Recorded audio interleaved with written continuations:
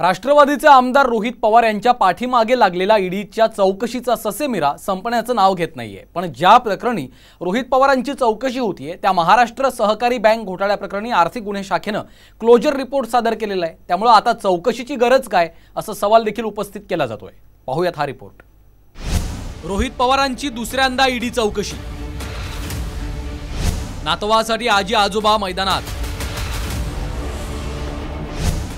शरद पवारांनंतर प्रतिभा पवारही नातवासोबत।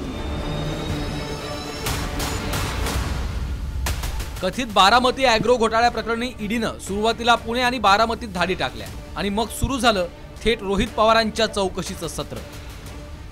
यापूर्वी 24 जानेवारी 2024 रोजी रोहित पवारांची तब्बल 11 तास चौकशी करण्यात आली। त्यानंतर गुरुवारी पुन्हा रोहित पवारांना चौकशीला बोलावण्यात आलं। पण राष्ट्रवादी काँग्रेसने एका वेगळ्याच गोष्टीकडे लक्ष वेधलंय। ज्या एफआयआरच्या आधारावर ईडीचा ECIR दाखल आहे त्या गुन्ह्याचा क्लोजर रिपोर्ट मुंबई आर्थिक गुन्हे शाखेने एकदा नव्हे तर दोनदा कोर्टात दाखल केलाय। सुप्रीम कोर्टाच्या निर्देशानुसार जर मूळ गुन्हा रद्द झाला तर त्या आधारे दाखल करण्यात आलेला मनी लॉन्ड्रिंगच्या गुन्ह्याचा तपासही पुढे राहू शकत नाही।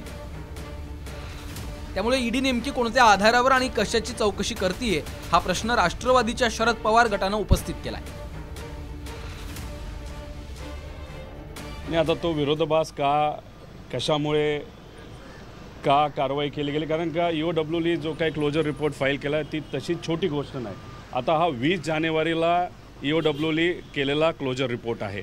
सरकार आमचं नाही, आम्ही विरोधात आहे, आम्ही सरकारच्या विरोधात बोलतोय, सामान्य लोकांचा आवाज म्हणून आम्ही तिथे लढत आहोत।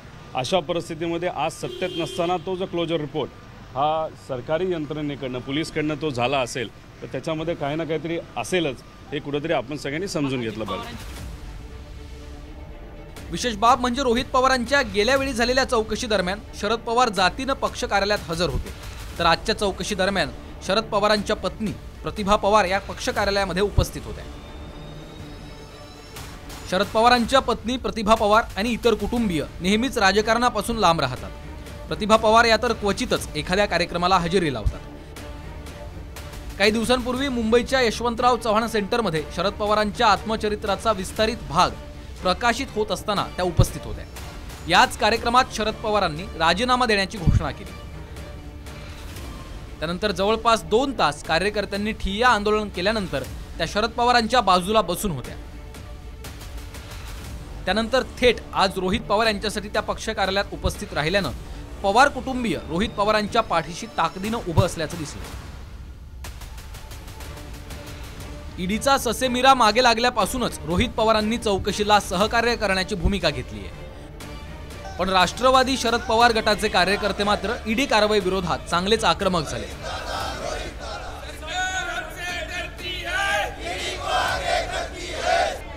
सत्ताधाऱ्यांनी मात्र या कारवाईचं समर्थन केलं।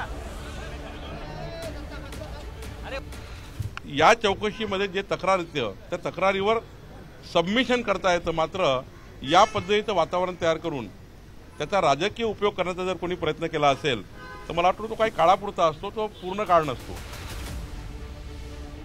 विरोधी पक्षातल्या नेत्यांना आता ईडीच्या कारवाया नवीन राहिलेल्या नाहीयेत। सरकारच्या विरोधात बोलण्यामुळे केंद्रीय तपास यंत्रणा मागे लागत असतील तर या सगळ्याला आम्ही तयार असल्याची भाषा करत विरोधकांनी आता थेट आरपारची लढाई सुरू केली आहे। सचिन गाड, साम TV न्यूज, मुंबई।